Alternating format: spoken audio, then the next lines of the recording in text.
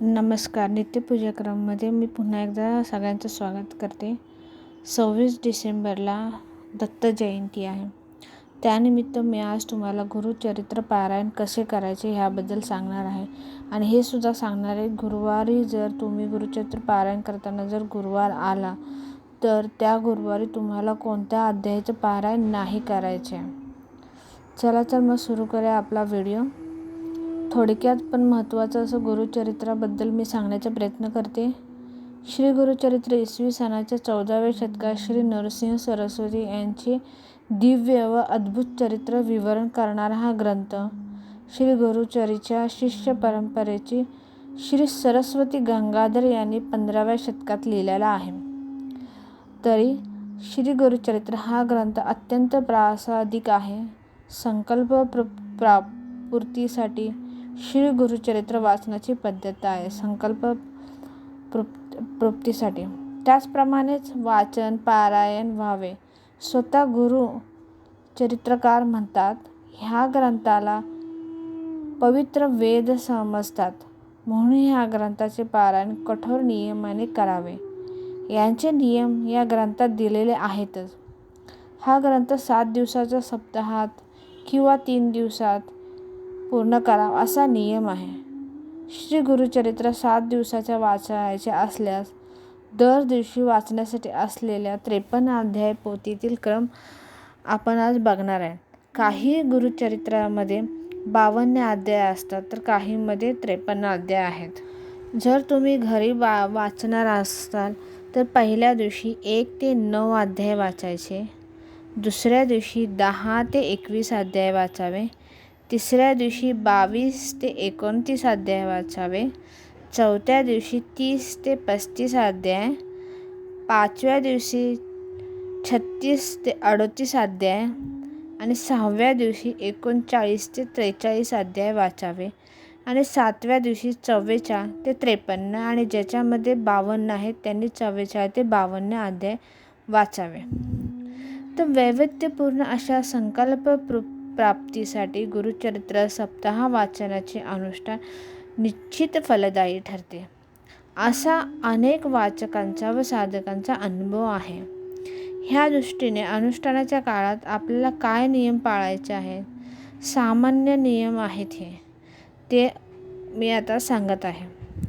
श्री गुरुचरित्र 3 दिवसात वाचायचे असेल जर तुम्हाला पहिल्या दिवशी 24 पूर्ण, दुसऱ्या दिवशी 37 पूर्ण अध्याय आणि तिसऱ्या दिवशी 53 अध्याय पूर्ण आणि ज्या गुरुचरित्रामध्ये 52 अध्याय तिथे 52 अध्याय पूर्ण असा क्रम तुम्हाला ठेवायचा आहे 3 दिवसासाठी.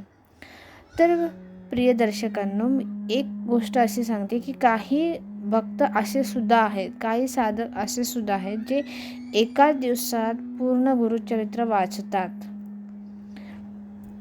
मग त्यांच्यासाठी पण गुरुवारी पोथी वाचताना गुरुवारी मृत्यू संजीवनीचे अध्याय वाचू नयेत. तर तुम्हाला लक्षात आलं असेल, मी सुरुवातीला पण सांगितलेलं गुरुवारी कोणता अध्याय वाचायचा नाही. तर पोथी वाचताना गुरुवारी मृत्यू संजीवनीचे अध्याय वाचू नयेत. सर्वसाधारणपणे श्री गुरुचरित्र वाचताना प्रारंभ शनिवारी करून शुक्रवारी त्याची समाप्ती करावी. कारण शुक्रवार हा श्रीपाद श्री वल्लभ यांचा निजानंद गंगनाचा दिवस असतो. अन्यथा भक्तिभावाने तुम्ही केव्हाही वाचले तरी हरकत नसते. मुहूर्त वार बघण्याची गरज नसते. मात्र पोथी वाचताना सोहळे जरूर तुम्ही घालावे. सोहळे घालूनच पोथी वाचावे. अंतःकरण असता पवित्र सदाकाळ वाचावे गुरुचरित्र. अंतर्बाह्य शुचिर्भूतता राखून ह्या ग्रंथाचे वाचन करावे.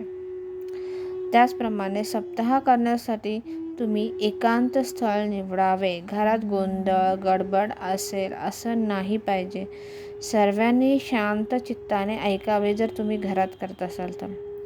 वाचनासाठी एक ठराविक वेळ ठरवावी, ठराविक दिशा ठरवावी, ठराविक जागा असावी. आज एका ठिकाणी उद्या दुसऱ्या ठिकाणी. एकदा आसन टाकल्यानंतर ते सहसा तिथेच तुम्ही गुरुचरित्राचे पारायण करायचे आहे. वाचनासाठी तुम्ही जमेल तेवढं दत्तमूर्तीसमोर तुमचं मुख पूर्वभूमुख झालं पाहिजे, म्हणजे तुमचं तोंड पूर्वेला पाहिजे किंवा उत्तरेला तुमचं तोंड झालं पाहिजे. दत्तमूर्ती तुम्ही चौरंग घ्या, चौरंगावरती कपडा टाका, चौरंगाच्या बाजूने रांगोळी काढा, त्याच्यावर दत्तमूर्ती ठेवा किंवा दत्त तस्वीर ठेवा किंवा दत्तमूर्ती तस्वीर नसेल तर तुम्ही एक तांदळाचा ढीग करून थोडासा त्याच्यावरती सुपारी ठेवा आणि त्या सुपारीवर पाटावरती सुपारी ठेवून त्याच्यावर महाराजांचे आवाहन करा. आणि हे सर्व केलं तुम्ही एक कलशावर नारळसुद्धा ठेवू शकता किंवा नारळ असा समोर पण तुम्ही खाऊच्या पानावरती ठेवू शकता. तुम्ही फळांचा प्रसाद पण दाखवू शकता. फूल, धूप, दीप हे सर्व तुम्हाला पाहिजे. तुम्ही नंदादीप म्हणजे दीप जो चालू करणार सप्ताह चालू करताना तो विझून द्यायचा नाही आहे. मग दीप तुम्ही तुपाचा लावा नाहीतर तिळाचा लावा, या दोन्हीपैकी कोणत्याही तेलाचा लावा, पण तो दीप तुमचा सप्ताह चालू आहे तोपर्यंत विझून द्यायचा नाही. त्या दीपमध्ये अखंड दीप चालू राहायला पाहिजे जेवढ्या दिवस तुमचा सप्ताह चालणारा, 7 दिवस असो 3 दिवस असो.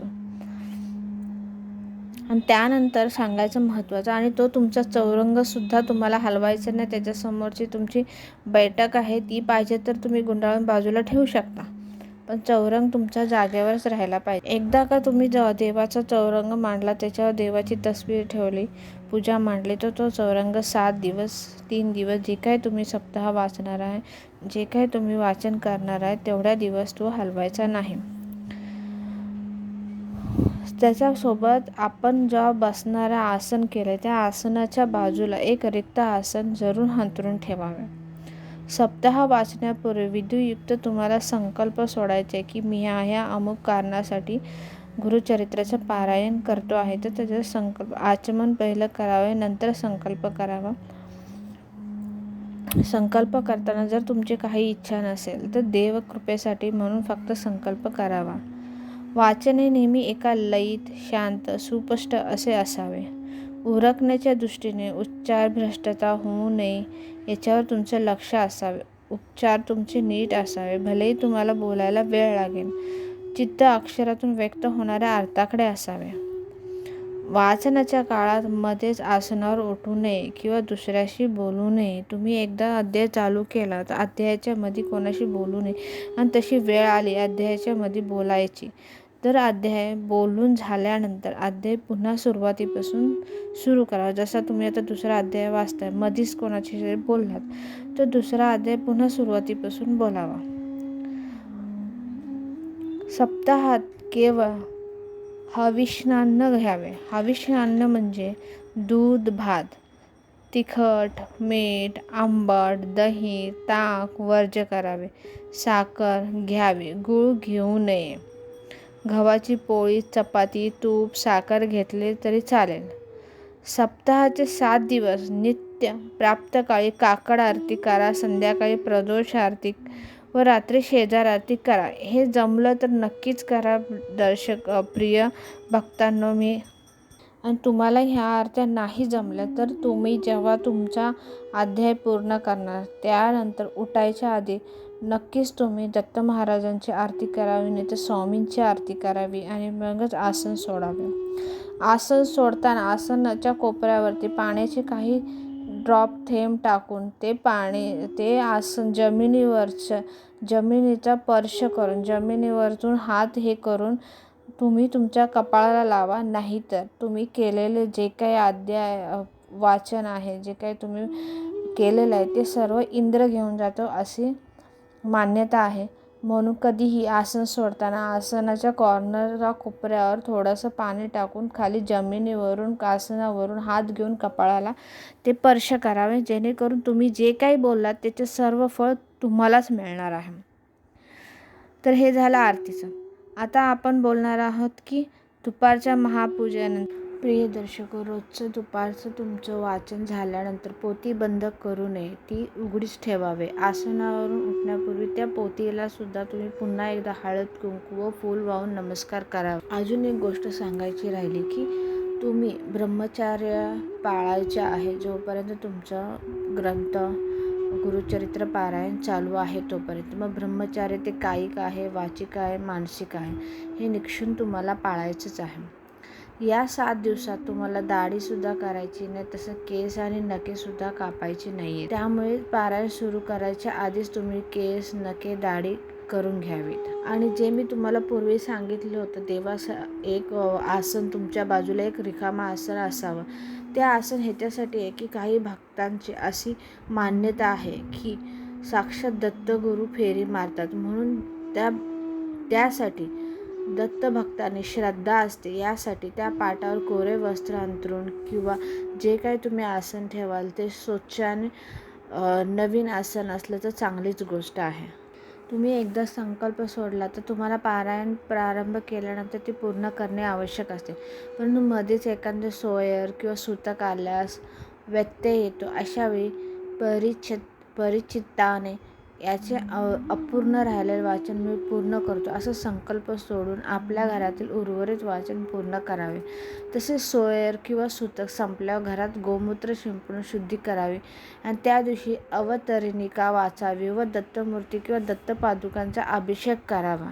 अजून एक महत्त्वाचा नियम आहे प्रिय दर्शको, की ह्या ग्रंथाचं वाचन करताना पाळायचा नियम एक महत्त्वाचा म्हणजे अध्यायाच्या शेवटी जर कोणाचा मृत्यू झाल्याची हकीकत आली असेल आणि त्या ठिकाणी त्या दिवसाचे वाचन थांबवू नये. ती व्यक्ती त्या अध्यायात पुन्हा जिवंत होते तिथपर्यंत वाचन करून मग ते थांबवावे. दुपारी जेव्हा तुम्ही पूर्ण करणार तुमचं पारायण, दुपारी थांबवणार, त्यावेळी नैवेद्याचं बोलते मी, तर शक्य असलं तर तुम्ही नैवेद्याला घेवड्याची भाजी दाखवावी नैवेद्य म्हणून. जर ते शक्य नसेल, जर तुमच्या घरात काही बनलं असेल, सात्विक जेवण म्हणते मी, तर त्याचा नैवेद्य दाखवला तरी चालतो. रात्री देवाच्या सानिध्यात चटईवर अथवा पांढऱ्या धाबळीवर झोपावे. झोपताना डाव्या कुशीवर झोपावे, म्हणजे संकल्पपूर्तीच्या दृष्टीस संकेत येतो. अशा श्रद्धेचे अनुष्ठान करणाऱ्यांना अनुभव आहे की ते गुरुचरित्राचं पारायण असताना त्यांना देवाचा संकेत मिळालेले आहेत. असे खूप जणांचे अनुभव आलेत. म्हणून तुम्ही सुद्धा गादीवर न झोपता धाबळीवर झोपावे, देवाच्या समोर झोपावे शक्य झाल्यास. सप्ताह पूर्ण झाल्यानंतर 7व्या दिवशी, शक्य तर 8व्या दिवशी, म्हणजे जसं तुमचं होईल. 7व्या दिवशी पूर्ण झालं तुम्हाला वेळ असेल तर त्या दिवशी करा, नाही झालं तर शक्य 8व्या दिवशी करा. पण सुपारीतून जर तुम्ही तस्वीर नाही ठेवले, मूर्ती नाही ठेवली आणि दत्तात्रयांची सुपारी ठेवली असेल तर ते सुपारीचं विसर्जन करावे आणि नैवेद्य आरती जरूर करावी आणि भोजनासाठी ब्राह्मणाला बोलवावे आणि सांगून त्यांना भोजन द्यावे. सवासीन ब्राह्मणाला बोलवावे. जर तुम्हाला ब्राह्मणाला बोलवणं शक्य नाही झालं तर तुम्ही शिदा, जेवणाचा जो शिदा असतो, घेवड्याची भाजी म्हणा, हे सर्व तुम्ही एखाद्या मंदिरातल्या जाऊन जो सवासनी ब्राह्मण आहे, जो बायको सकट राहणारा ब्राह्मण, त्या ब्राह्मणाला द्यावे आणि त्याच्यासोबत काही दक्षिणाही तुम्ही द्यावी.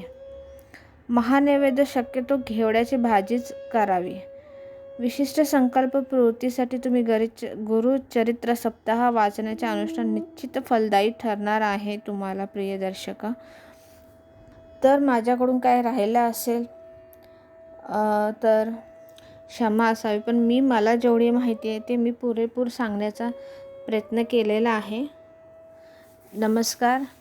आणि माझ्या चॅनलला नक्की तुम्ही सगळ्यांनी सबस्क्राईब करा.